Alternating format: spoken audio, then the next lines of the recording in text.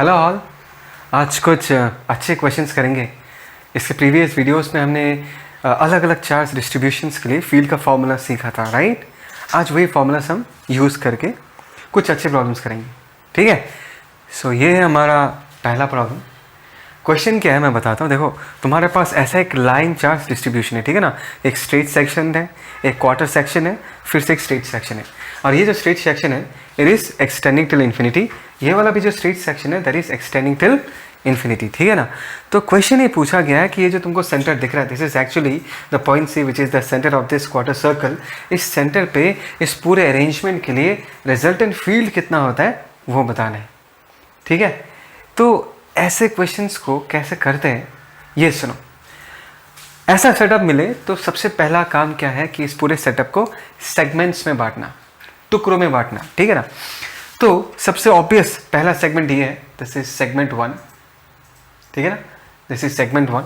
ये जो quarter circle है ये हो गया हमारा सेगमेंट 2, ठीक। और ये जो स्ट्रेट सेक्शन है ये हो गया हमारा सेगमेंट 3, ठीक है। तो हमने सेगमेंट्स में तोड़ दिया। सेगमेंट्स में क्यों तोड़ा?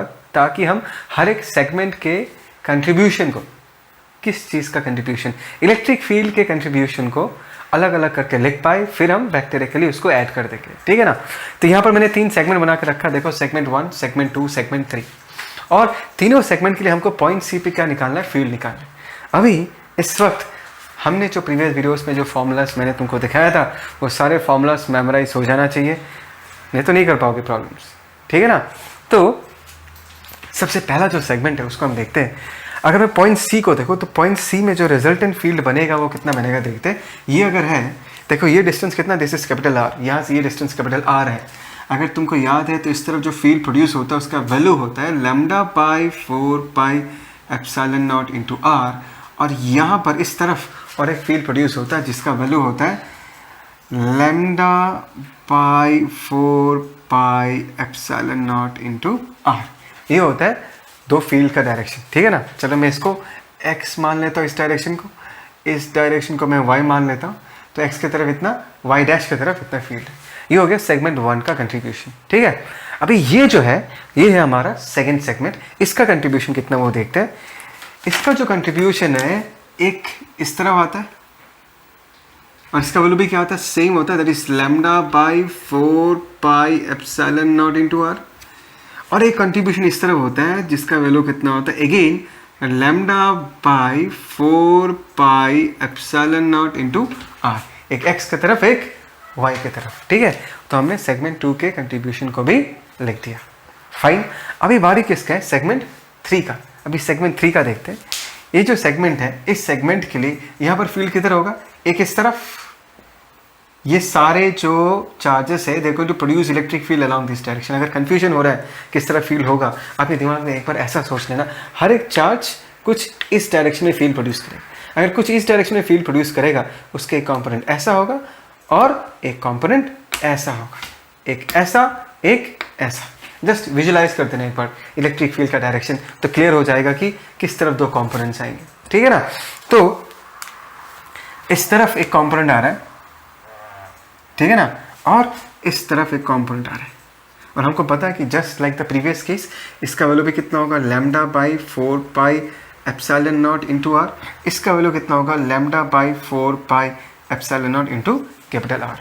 दैट मीन्स हमने क्या किया, हमने पॉइंट सी पे अलग अलग सेगमेंट्स के कारण जो फील्ड है वो हमने लिख दिया। अभी हमको रिजल्टेंट फील्ड निकालना है, तो बेसिकली हमको सबको वेक्टरिकली ऐड करना है। तो देखो मैं फिर से क्या करता हूँ, पॉइंट सी के फील्ड्स को और एक बार ड्रॉ करूंगा। लेट अस से पहले वाले का कंट्रीब्यूशन क्या है, इधर है lambda by 4 pi epsilon naught into R. और इस तरफ एक कंट्रीब्यूशन है that is lambda by 4 pi epsilon naught into R. ये हो गया सेगमेंट 1 का कंट्रीब्यूशन। सेगमेंट 2 का जो कंट्रीब्यूशन है इस तरफ है एक, दैट मीन्स इंटू 2, बिकॉज इस तरफ lambda by 4 pi epsilon naught into R इसी का ही साथ देगा, तो मैंने इंटू 2 लिख दिया। और एक ऊपर की तरफ है, तो ऊपर वाले को हम लोग ऐसे लिख देते हैं, लाइक चलो ऐसे लिख देते हैं, that is lambda by 4 pi epsilon naught into R. ये हो गया हमारे क्वार्टर कर्व्ड सेगमेंट का कंट्रीब्यूशन, ठीक है ना। तो ये हो गया सेगमेंट 2 का कंट्रीब्यूशन। अभी सेगमेंट 3 मतलब ये दोनों फील्ड्स हम लिख लेते हैं इन दिस केस। तो एक तो होता है ऊपर की तरफ, एक तो होता है ऊपर की तरफ, मतलब इस तरफ आएगा, ठीक है ना। इसके साथ मैंने 2 मल्टीप्लाई कर दिया बिकॉज दोनों कंपोनेंट का मैग्नीट्यूड क्या है, सॉरी ये वाला कंपोनेंट एंड लाल वाला component, both of them are along the same direction, तो हमने 2 के साथ मल्टीप्लाई कर दिया। और एक इस तरफ आ जाएगा, 1 more will come along this direction, और इसका वैल्यू कितना होगा, λ/4πε0 इंटू आर। बस हो गया हमारा प्रॉब्लम सॉल्व। अभी सिर्फ हमको इसको वेक्टर एडिशन करना है। देखो यहाँ पर 2 है, यहाँ पर 1 है, तो इस तरफ 1 बच जाएगा, यहाँ पर 1 है, यहाँ पर 2 है, तो इस तरफ 1 बच जाएगा।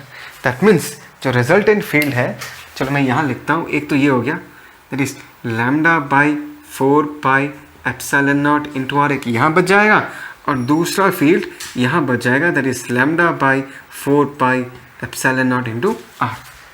ठीक है ना। अभी इसको अगर वेक्टर फॉर्म में लिखना है तो हम कैसे लिख सकते हैं, electric field this thing I cap plus this thing J cap, लिख पाओगे ना। चलो मैं लिख देता हूँ, that is E vector in this case is equal to λ/4πε0 into R. ये है आई कैप के तरफ, और ये जो है that is λ/4πε0 into capital R, ये किस तरह है, this is towards J cap. So this is the resultant field due to this entire charge distribution। ठीक है ना। देखो ये तो मैंने एक स्पेसिफिक डायग्राम दिया है, अलग अलग शेप में दिया जा सकता है, लेकिन जो बेसिक प्रोसेस है, जो बेसिक मेथड है, वो तुमको यही फॉलो करना है। ठीक है ना, एकदम सिंपल है, एकदम सिंपल, सिर्फ इस प्रोसेस को अच्छे से फॉलो करना है। क्लियर? ओके, इसको अच्छे से नोट कर लो। उसके बाद हम नेक्स्ट क्वेश्चन में चलते हैं। Okay, next question. इसको मिटा देता हूँ, लेकिन डस्टर तो इधर रख दिया मैंने, चलो इसको मिटाते हैं।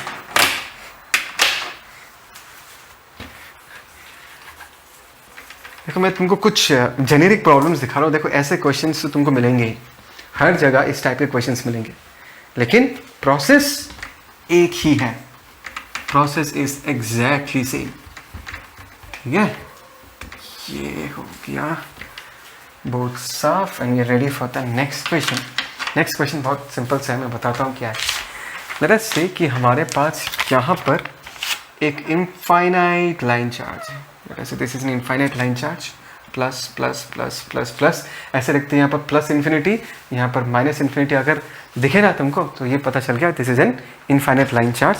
चलो इसका हम नाम देते हैं, लेट अस से दिस इज 1 दे देते हैं इस लाइन चार्ज को, और इसका जो चार्ज डेंसिटी है that is λ1 coulomb per metre, इसका चार्ज डेंसिटी। ठीक है ना।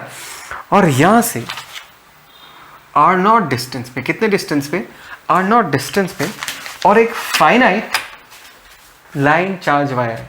ठीक है ना, फाइनाइट, ये वाला इनफाइनाइट नहीं है, लेकिन समथिंग लाइक दिस, ऐसा है। ठीक है ना, ऐसा है। चलो मैं इसको भी पॉजिटिव दे देता हूँ, ऐसा चार्ज है, और इसका length in this case is L। ठीक है ना, इसका लेंथ L है, और इसका जो चार्ज डेंसिटी दिया हुआ है, इसका चार्ज डेंसिटी दिया हुआ है λ2 coulomb per metre. This is the charge density given in this case, और इसका जो ये एंड है this is at a distance of r0। Correct. और क्वेश्चन में ये मेंशन्ड है, मैं लिख देता हूँ, both wires are perpendicular to each other. ठीक है ना, both the wires are perpendicular to each other. So इसका नाम दिया हमने वायर 1, इस रेड वाले का वायर का नाम हमने 2 दिया। क्वेश्चन ये है, ये बताओ कि फोर्स एक्सर्टेड, क्या बोला मैंने, force exerted by wire 2 on wire 1। ठीक है ना, force exerted by wire 2 on wire 1। उस लाल वाले वायर ने इस ब्लैक वाले वायर पे कितना फोर्स लगाया है वो निकालना। ठीक है, आई होप सो मैंने तुमको सारा डाटा दे दिया। यस, सारा डाटा हमने दे दिया, हमको ये निकालना है। देखो इफ़ यू स्टार्ट थिंकिंग कि लाल वाले वायर ने इस पर कितना फोर्स लगाया, फोर्स निकालने के पहले हमको एक इलेक्ट्रिक फील्ड निकालना पड़ेगा ना। इलेक्ट्रिक फील्ड पता तब ना फोर्स बता पाएंगे। तो एक बात बताओ कि इसके कारण इस पे जो इलेक्ट्रिक फील्ड लगेगा, इस जगह पर जो इलेक्ट्रिक फील्ड होगा, अलग अलग जगह अलग अलग इलेक्ट्रिक फील्ड होगा। Is that clear? और ऐसे अरेंजमेंट के लिए वायर अगर ऐसा अरेंज्ड है और ऐसे एक प्लेसमेंट के लिए अलग अलग जगह कितना इलेक्ट्रिक फील्ड होगा, इसका फॉर्मूला हमने निकाला नहीं है, इनफैक्ट कॉम्प्लिकेटेड होगा ऐसे अरेंजमेंट के लिए निकालने के लिए। समझ आ रहा है मैं क्या कह रहा हूँ? फिर से इसके कारण यहाँ कितना फील्ड, यहाँ कितना फील्ड, यहाँ कितना फील्ड, यहाँ कितना फील्ड, यहाँ कितना फील्ड, यहाँ कितना फील्ड, सब अलग अलग होंगे और रिजल्टेंट फील्ड निकालना तो और भी मुश्किल है इंटीग्रेट करके, इट्स कॉम्प्लिकेटेड राइट। तो ऐसे सोचने से काम हमारे इस क्वेश्चन में नहीं बनने वाला, ठीक है। इस क्वेश्चन को अगर हम थोड़ा सा अलग करके सोचें, थोड़ा सा अलग, तो ये पूरा क्वेश्चन ना एकदम सिंपल बेसिक इंटीग्रेशन से सॉल्व हो जाएगा। मैं बताता हूँ ये आइडिया कहाँ से आता है। ये आइडिया आता है, तुमने बहुत बहुत पहले स्कूल में ही ये कंसेप्ट सीखा है कि to every action there is equal and opposite reaction. मतलब I am talking about Newton's third law. तो एक बात बताओ, अगर मैंने तुमको पूछा कि वायर 2 ने वायर 1 पे कितना फोर्स लगाया, तो by Newton's third law wire 1 भी वायर 2 पे उतना ही तो फोर्स लगाएगा। मैग्नीट्यूड वाइज दोनों तो सेम ही होगा, सिर्फ डायरेक्शन का ही तो फर्क आएगा। फिर से वायर 2 वायर 1 पे जितना फोर्स लगाएगा, वायर 1 भी वायर 2 पे उतना ही फोर्स लगाएगा। Is that clear? तो अगर मैं ये निकालना चाहूं कि वायर 1, ये जो वायर है इनफाइनाइट वायर, इस पे कितना फोर्स लगाएगा, that is a very easy task right, because this is an infinite wire. और एक इनफाइनाइट वायर के लिए इसके इस डायरेक्शन में फील्ड कितना होता है उसका फॉर्मूला हमने निकाल के रखा है। लेट अस से कि मैंने यहां से इसको मैं मिटा देता हूं। लेट अस से x डिस्टेंस पे मैंने पूछा कि इस वायर से x डिस्टेंस पे ये जो जगह है इस पर्टिकुलर जगह पर इलेक्ट्रिक फील्ड का वैल्यू कितना होगा। वो तो हमने फॉर्मूला डिराइव करके रखा है ना कि एक इनफाइनाइट वायर के x डिस्टेंस पे कितना फील्ड होता है, डिराइव करके रखा है राइट। और उसका फॉर्मूला क्या है, that is lambda by 2 pi epsilon naught into x। अगर तुमको याद है तो एक इनफाइनाइट वायर के x डिस्टेंस सामने कितना फील्ड होता है, lambda by 2 pi epsilon naught into x। That means एक बात समझो, इसके कारण जो इलेक्ट्रिक फील्ड है वो x पे डिपेंडेंट है। x मतलब यहाँ से डिस्टेंस। तो ये जो सारे चार्जेस है, all this charges are located at different distances from this wire. ये वाला चार्ज नियरेस्ट है, ये वाला चार्ज फर्देस्ट है।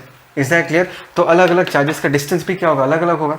तो अलग अलग सेक्शन पे जो इलेक्ट्रिक फील्ड का जो फोर्स लगेगा वो भी क्या होगा, वो भी तो अलग अलग ही होगा।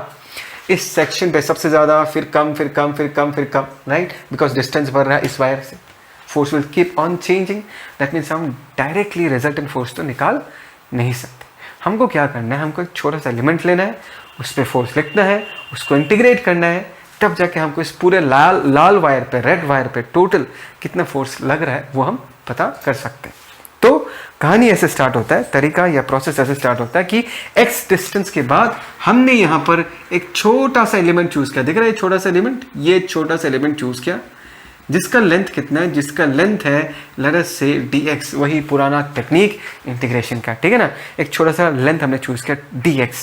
अभी x के बाद dx डिस्टेंस इतना छोटा है कि x पे जितना इलेक्ट्रिक फील्ड है, मैं कह सकता हूं कि नेक्स्ट dx लेंथ वाले रीजन में यही इलेक्ट्रिक फील्ड रहेगा।